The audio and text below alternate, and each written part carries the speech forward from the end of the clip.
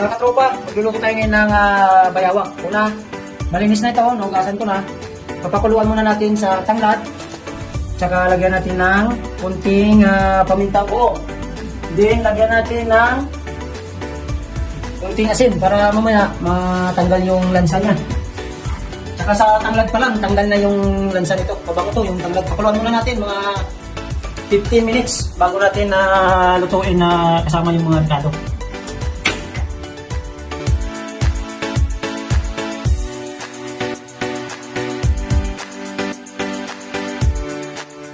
Yan natin yung bawang.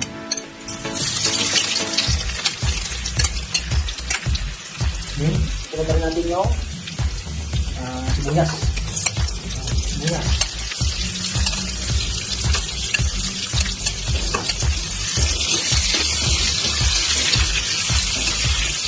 At bawang. Haluyak. Tulad lang. Para lumango. Lagyan na natin yung karne. Siyempre, nakatulog na yung mga ganyan. Hindi. Nakita nyo, kariwang-kariwang ang karne. Marami yung mga sila. Paminta. Okay, maglagay tayo ng tuyo. Okay. Suka.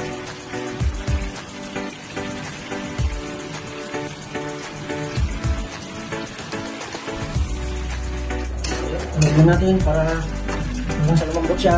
Sorry, malambot na rin ito. Hintayin lang natin na maubos yung katas niya. Okay, lagyan na natin yung pinaka masarap yung sili para kumapit yung hanghang niya.